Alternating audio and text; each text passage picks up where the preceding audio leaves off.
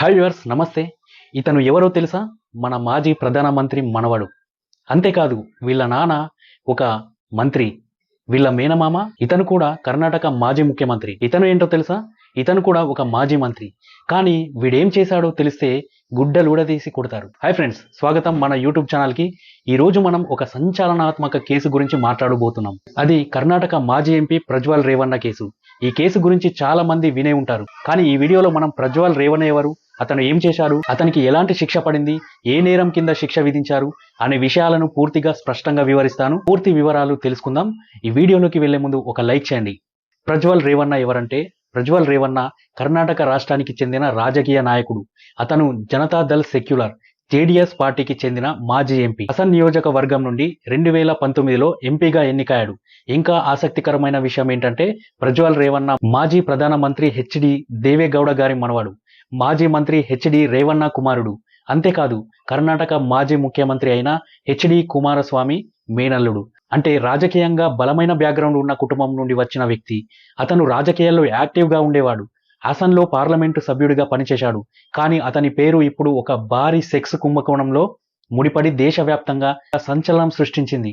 ప్రజ్వల్ రేవಣ್ణ ఏం చేశాడంటే, ప్రజ్వల్ రేవಣ್ಣపై లైంగిక వేధింపులు, అత్యాచారం వంటి తీవ్రమైన ఆరోపణలు వచ్చాయి.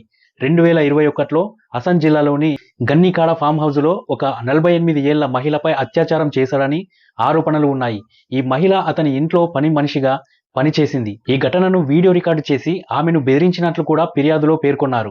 అంతేకాదు ఈ కేసుతో పాటు మరో మహిళ ఫిర్యాదు కూడా చేసింది. ప్రజ్వల్ తన తల్లిపై బెంగళూరులో నివాసంలో అత్యాచారం చేశాడని, వీడియో కాల్లో బెదిరించి దుస్తులు విప్పించాడని ఆరోపించింది. 2024 ఏప్రిల్లో లోక్సభ ఎన్నికల సమయంలో ఈ ఆరోపణలు బయటకు వచ్చాయి.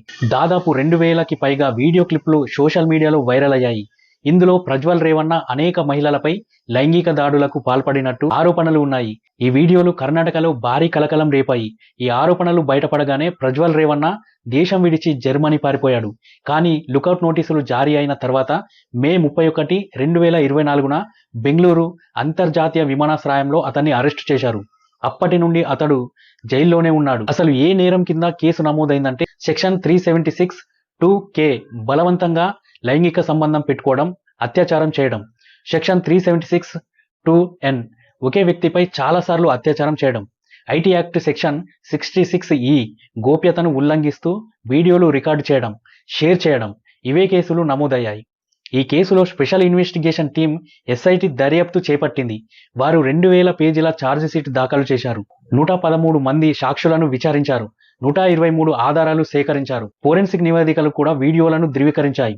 అతనికి ఎలాంటి శిక్ష పడిందంటే, 2026 ఆగస్టు 1న బెంగళూరులోని ప్రజాప్రతినిధుల ప్రత్యేక కోర్టు ప్రజ్వల్ రేవಣ್ಣను అత్యాచారం కేసులో దోషిగా తేల్చింది. ఈ కేసు 2021లో హసన్లోని గన్నికాడ ఫామ్ హౌస్లో జరిగిన ఘటనకు సంబంధించింది.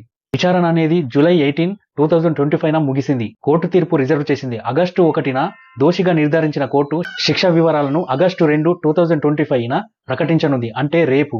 ఈ వీడియో రికార్డ్ అయ్యే సమయానికి ఇంకా శిక్ష ఖరారు కాలేదు. కానీ రేపు శిక్ష వివరాలు అనేవి తెలుస్తాయి. భారతీయ శిక్షా స్మృతి సెక్షన్ 376(2) కింద అత్యాచారం కేసులో దోషిగా తేలితే కనీసం 7 సంవత్సరాల జైలు శిక్ష, గరిష్టంగా జీవిత ఖైదు వరకు శిక్ష పడే అవకాశం ఉంది. అంతేకాదు ఐటీ యాక్ట్ సెక్షన్ 66E కింద గోప్యత ఉల్లంఘనకు 3 సంవత్సరాల వరకు శిక్ష లేదా జరిమానా ఉంటుంది.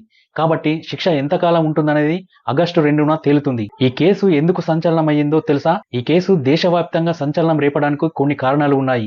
ఫస్ట్, రాజకీయ బ్యాక్గ్రౌండ్ కలిగిన వ్యక్తి. ప్రజ్వల్ రేవಣ್ణ మాజీ ప్రధానమంత్రి మనవడు, రాజకీయంగా శక్తివంతమైన కుటుంబం నుండి వచ్చాడు. అలాంటి వ్యక్తిపై ఇలాంటి ఆరోపణలు రావడం షాకింగ్ కి గురి చేస్తుంది. రెండవది, వీడియోలు వైరల్ అవడం.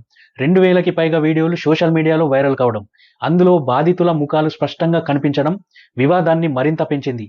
మూడవ పాయింట్, విదేశాలకు పారిపోవడం. ఆరోపణలు బయటపడగానే ప్రజ్వల్ రేవಣ್ణ జర్మనీకి పారిపోవడం, తర్వాత అరెస్ట్ కావడం ఈ కేసు హైలైట్ చేసింది. నాలుగవ పాయింట్, మైనర్లపై ఆరోపణలు. కొన్ని ఆరోపణల్లో మైనర్లు కూడా బాధితులుగా ఉన్నారని చెప్పడం కేసును మరింత తీవ్రతరం చేసింది. ఫ్రెండ్స్, అసలు ఈ కేసు నుండి మనం ఏం నేర్చుకోవచ్చు అంటే, ఈ కేసు మన సమాజంలో లైంగిక వేధింపులు, అత్యాచారం వంటి నేరాలపై అవగాహన పెంచేలా చేసింది. రాజకీయ నాయకులు, శక్తివంతమైన వ్యక్తులు కూడా చట్టం ముందు సమానమేనని, నేరం చేస్తే శిక్ష తప్పదని ఈ కేసు రుజువు చేసింది. అంతేకాదు బాధితులు ధైర్యంగా ముందుకొచ్చి ఫిర్యాదు చేయడం వల్లే ఇలాంటి కేసులు బయటపడతాయి. కాబట్టి మనం కూడా అవగాహనతో ధైర్యంగా ఉండాలి. ఫ్రెండ్స్, ప్రజ్వల్ రేవన్న కేసు గురించి మీతో షేర్ చేశాను. ఈ కేసు గురించి మీ అభిప్రాయం ఏంటో కామెంట్లో చెప్పండి. ఈ వీడియోకి ఒక లైక్ చేయండి. ఇలాంటి ఇంట్రెస్టింగ్ ఇన్ఫర్మేటివ్ వీడియోల కోసం మా ఛానల్ని సబ్స్క్రైబ్ చేసుకోండి.